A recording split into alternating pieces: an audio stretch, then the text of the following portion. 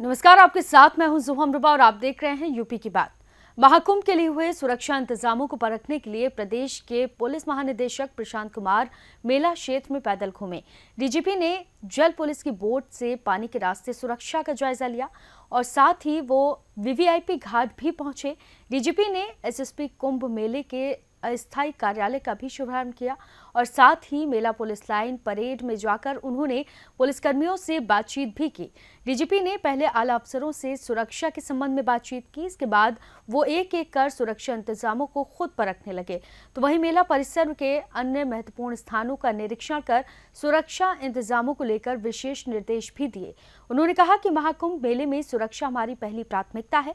Police line का दौरा करते हुए डीजीपी ने पुलिसकर्मियों की तैयारियों और ड्यूटी के प्रति उनके समर्पण की भी सराहना की। उन्होंने कहा कि आधुनिक तकनीक का उपयोग सुरक्षा व्यवस्था को और मजबूत करेगा। तो फिलहाल के लिए इस खबर में सिर्फ इतना ही। आप देखते रहिए यूपी की बात।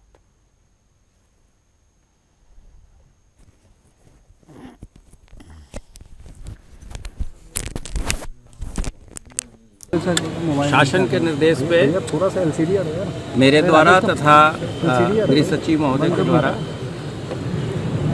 एवं एडीजी के द्वारा यहाँ सभी तैयारियों का जायजा लिया गया।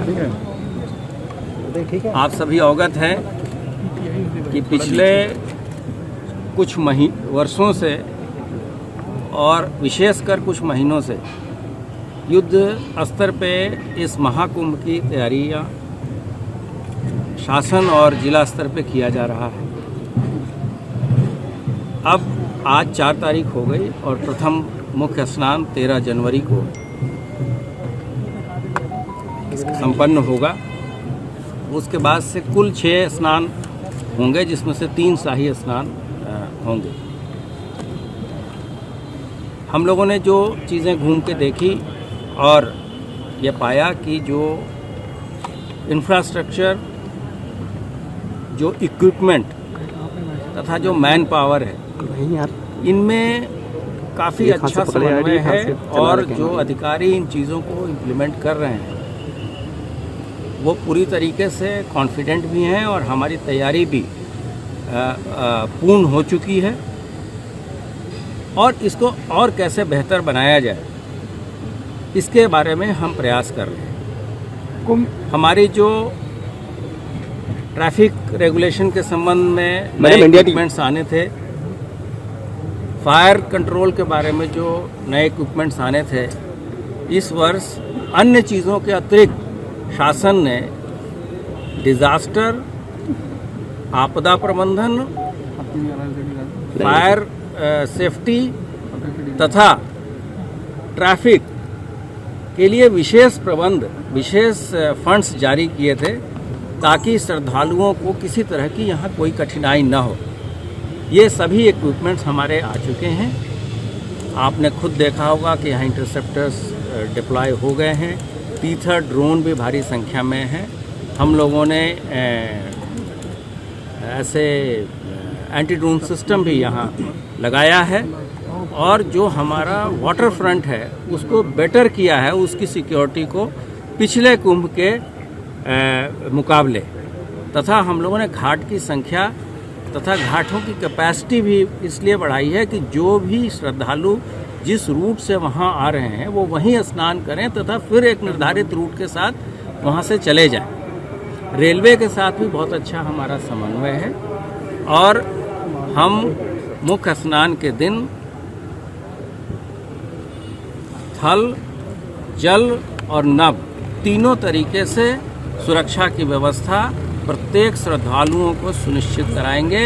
और इतनी बड़ी अपॉर्चुनिटी जो हम लोगों को मिली है, जबकि इस पूरे पृथ्वी पर इतना बड़ा मानव समागम, सबसे अधिक संख्या में लोग इस 45 दिन के अंदर आएंगे। लगभग 40 से 50 करोड़ की जनता और श्रद्धालु यहाँ लोग आएंगे। विदेशियों के भी आने की बहुत सारी संभावनाएं हैं। इस बीच में जो साइबर से जुड़े मामले हैं, चाहे वो फ्रॉडुलेंट, गलत तरीके से लोग बुकिंग इत्यादि के, वैसे भी बहुत सारे लोगों पे कार्रवाई हुई है और उसको हम लोगों ने ब्लॉक भी कराया है।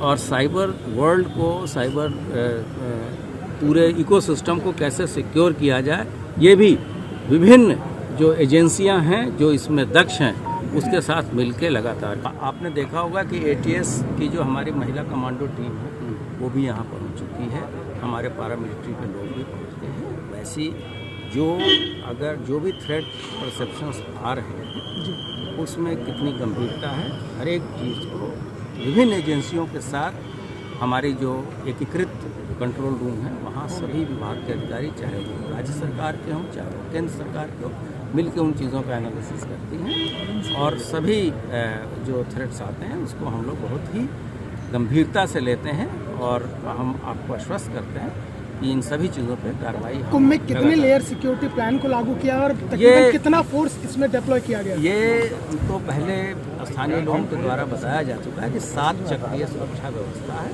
अंतर्राष्ट्रीय और अंतर्राज्यीय बॉर्डर से लेके कुंभ के आइसोलेशन बॉर्डर तक 7 लेवल की सुरक्षा व्यवस्था हम सुनिश्चित करा रहे हैं और जो पिछले कुंभ 2019 की व्यवस्था थी उससे लगभग 40% अधिक फोर्स हम लोग यहाँ डिप्लॉय। सर नेबरिंग डिस्ट्रिक्ट जो है वहाँ नेबरिंग डिस्ट्रिक्ट, नेबरिंग स्टेट सभी के साथ कोऑर्डिनेशन के साथ काम चल रहा है।